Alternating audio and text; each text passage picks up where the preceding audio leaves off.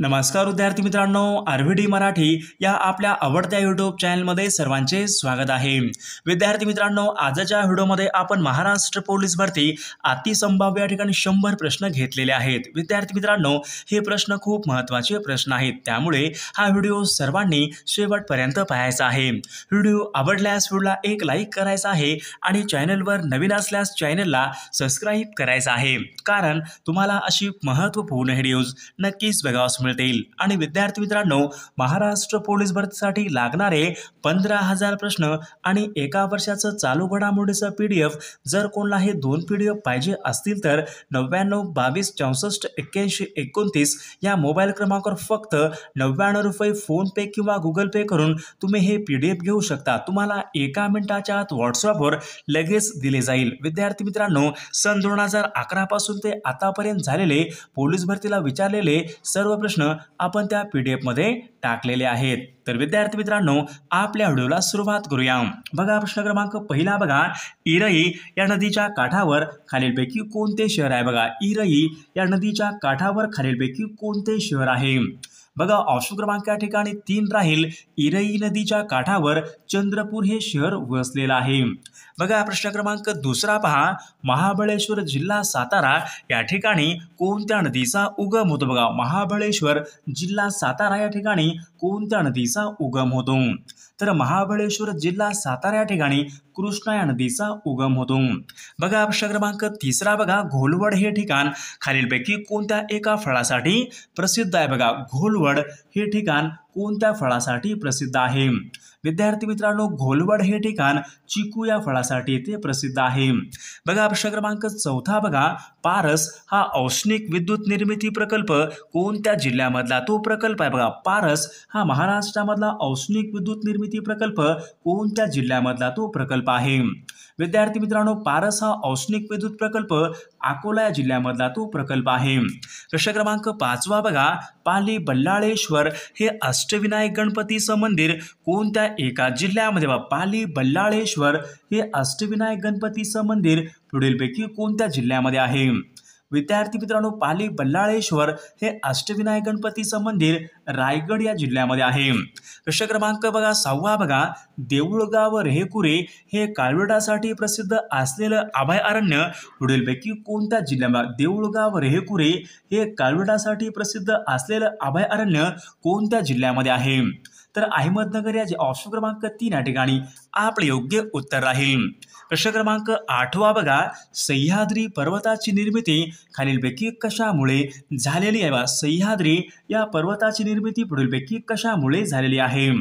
बघा, ऑप्शन क्रमांक या ठिकाणी 2 राहील। सह्याद्री पर्वताची निर्मिती ही प्रस्तरभंग यांच्यामुळे ती झालेली आहे। प्रश्न क्रमांक 9 बघा, क्षेत्रफळाच्या दृष्टीने महाराष्ट्र राज्यामधला सर्वात लहान जिल्हा कोणता आहे? बघा, क्षेत्रफळाच्या दृष्टीने महाराष्ट्र राज्यामधला सर्वात लहान जिल्हा कोणता जिल्हा आहे? तर ऑप्शन क्रमांक 4 राहील। मुंबई शहर हा जिल्हा क्षेत्रफळाच्या दृष्टीने सर्वात लहान तो जिल्हा आहे। प्रश्न क्रमांक 10 बघा, मुरुड जंजिरा हा सागरी किल्ला कोणत्या जिल्ह्यात? मुरुड जंजिरा हा सागरी किल्ला कोणत्या एका जिल्ह्यामध्ये आहे? विद्यार्थी मित्रांनो, मुरुड जंजिरा हा सागरी किल्ला रायगड या जिल्ह्यामध्ये बघा, ऑप्शन क्रमांक 3 या ठिकाणी आपले योग्य उत्तर राहील।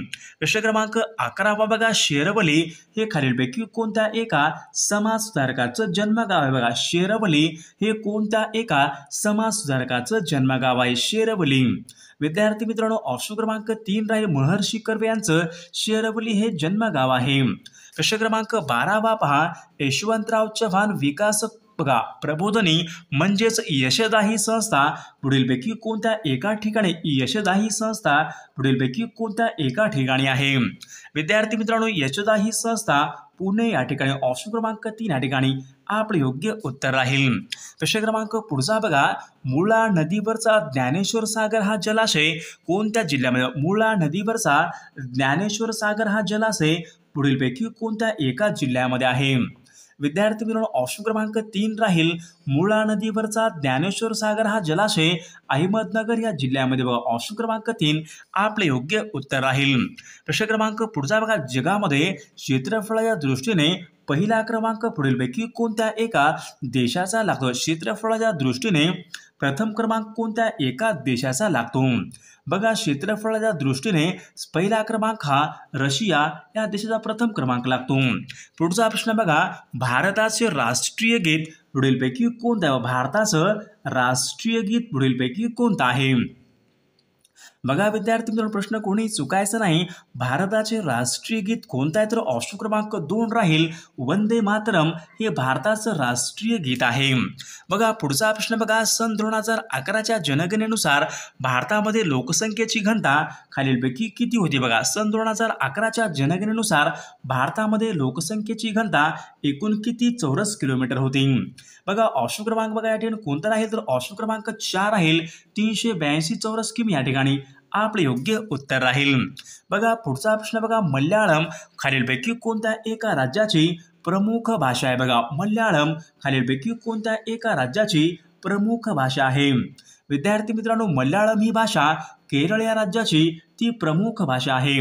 प्रश्न क्रमांक पुढचा बघा, लुनी ही नदी कोणत्या एका राज्यामध्ये प्रामुख्याने आढळते? बघा, लुनी ही नदी पुढीलपैकी कोणत्या एका राज्यामध्ये प्रामुख्याने आढळते?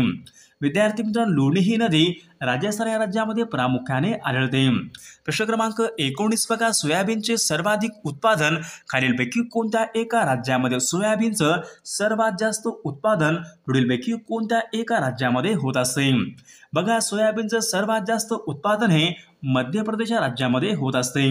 प्रश्न क्रमांक 20 बघा, मत्स्य उत्पादन यांच्या संबंधीची क्रांती पुढीलपैकी कोणती आहे? मत्स्य उत्पादन यांच्या संबंधीची क्रांती पुढीलपैकी कोणती क्रांती आहे?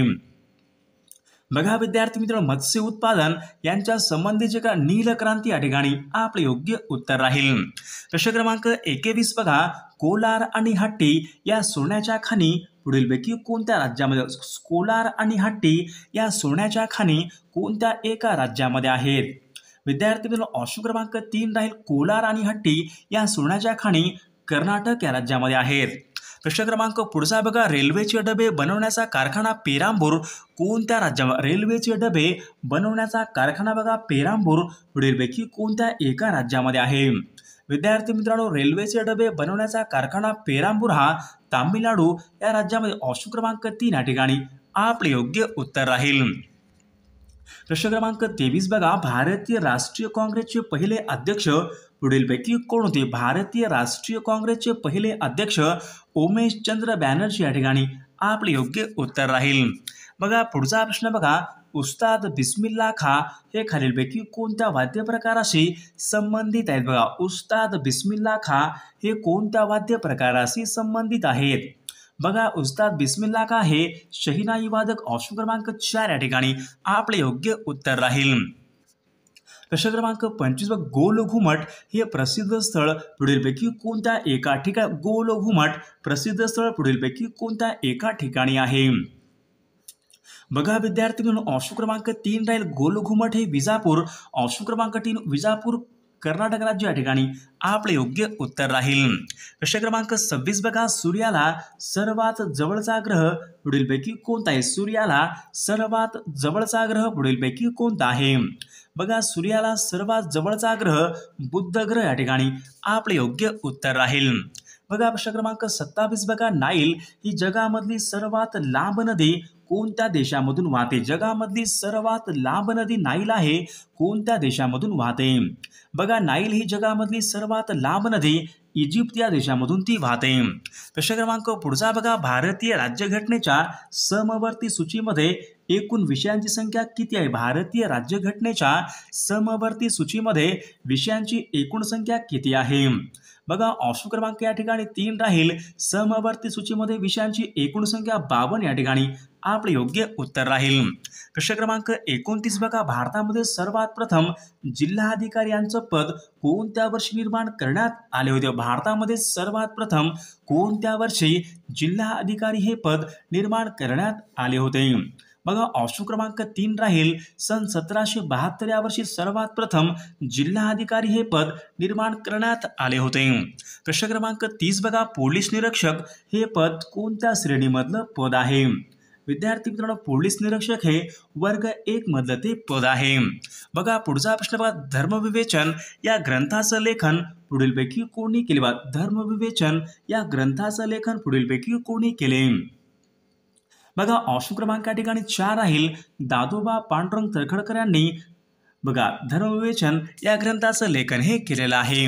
बघा पुढचा प्रश्न बघा, पंचायत राज्याचे 3 स्तर कोणत्या समितीने सुचवले? बघा पंचायत राज्याचे म्हणजे ग्रामपंचायत असेल, पंचायत समिती आणि जिल्हा परिषद असे 3 स्तर कोणत्या समितीने सुचवले? बघा ऑप्शन क्रमांक 4 राहील बलवंतराय मेहता समितीने पंचायत राज्याचे 3 स्तर हे सुचवलेले आहेत। प्रश्न क्रमांक पुढचा बघा, 700 ते 1,500 लोकसंख्या असलेल्या ग्रामपंचायतीमध्ये एकूण किती सदस्य संख्या असते? बघा विद्यार्थी मित्रांनो ऑप्शन क्रमांक या ठिकाणी 1 राहील 700 ते 1,500 लोकसंख्या असलेल्या ग्रामपंचायतीमध्ये एकूण 7 एवढी सदस्य संख्या असते। प्रश्न क्रमांक 3 बघा, पंचायत समितीला कोणत्या एका घटनादुरुस्तीने घटनात्मक दर्जा हा प्राप्त झाला होता?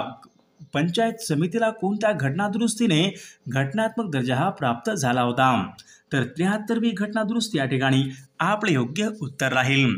प्रश्न क्रमांक 4 बघा, जल्लीकट्टू हा सण कोणत्या राज्यामध्ये साजरा करतात?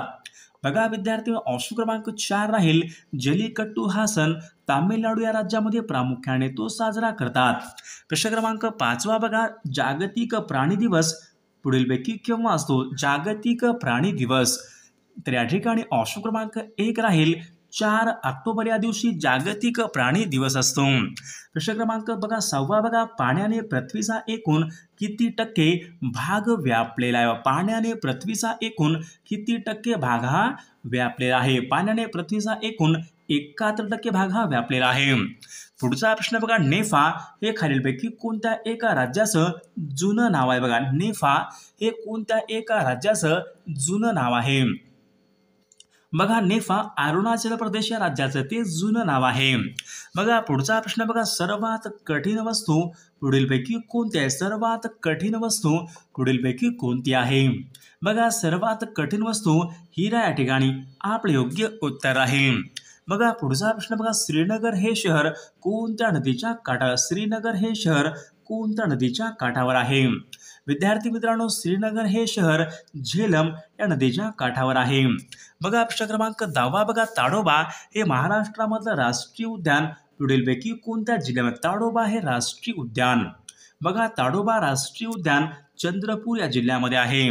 प्रश्न क्रमांक 11 बघा, जागतिक लोकसंख्या दिन पुढीलपैकी कोणत्या दिवशी असतो? बघा जागतिक लोकसंख्या दिन बघा जागतिक लोकसंख्या दिन 11 जुलै या ठिकाणी आपले योग्य उत्तर राहील।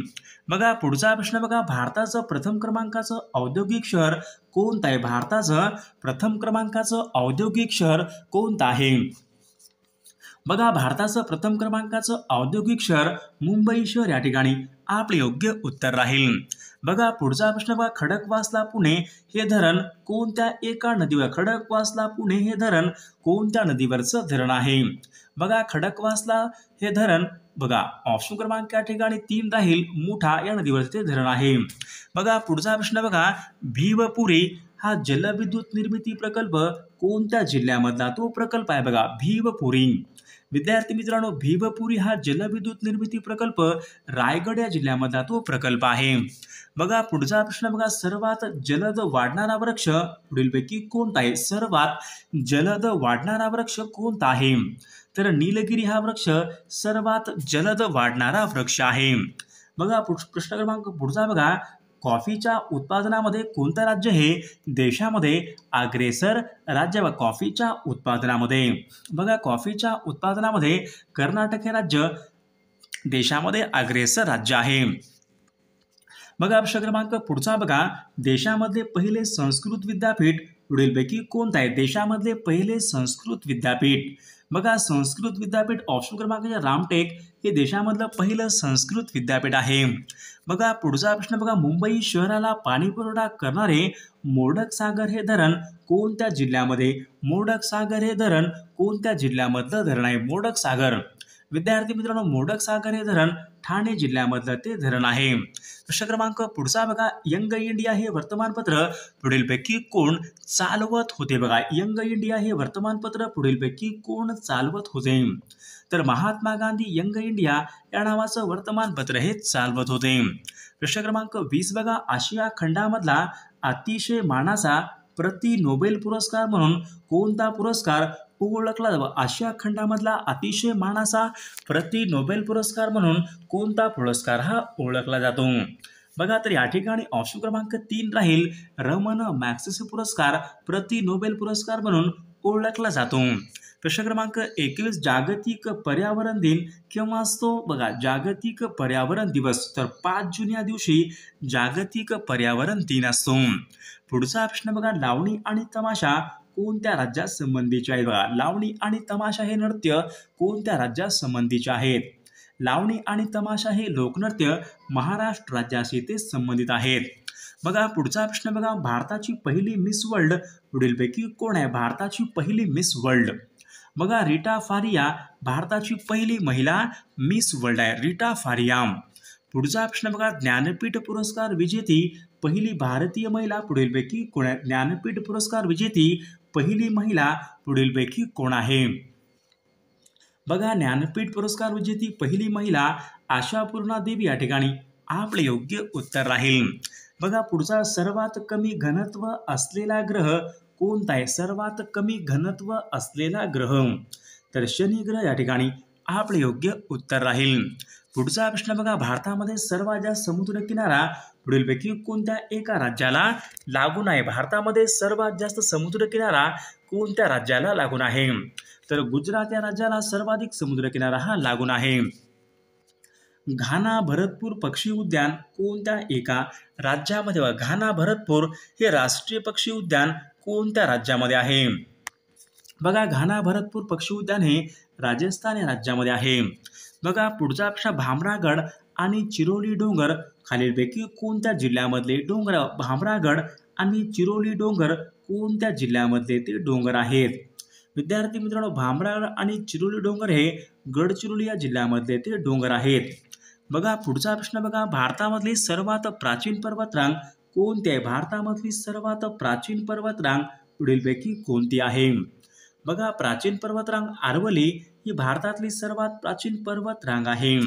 प्रश्न क्रमांक 30 बघा, महाराष्ट्रामध्ये काजू उत्पादनामध्ये अग्रेसर असलेला जिल्हा पुढीलपैकी कोणता आहे? तर रत्नागिरी जिल्हा या ठिकाणी आपले योग्य उत्तर राहील. बघा, प्रश्न क्रमांक 1, महाराष्ट्र दिन पुढीलपैकी कोणत्या दिवशी असतो? महाराष्ट्र दिन.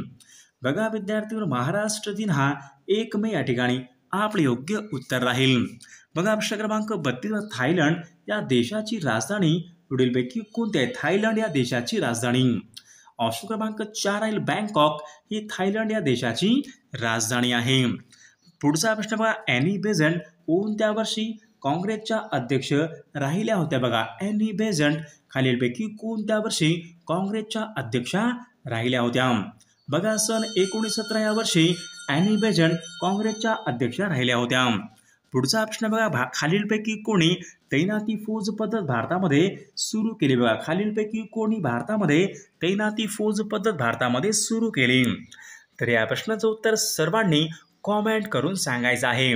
सर्वांनी व्हिडिओला एक लाईक करायचं आहे, कारण तुमचं एक लाईक आम्हाला खूप जास्त मोटिवेशन देत असतो. सर्वांनी लाईक करायचं आहे आणि चॅनलवर नवीन असल्यास चॅनलला सबस्क्राईब करायचं आहे, कारण तुम्हाला अशी महत्त्वपूर्ण व्हिडिओज नक्कीच बघावयास मिळतील.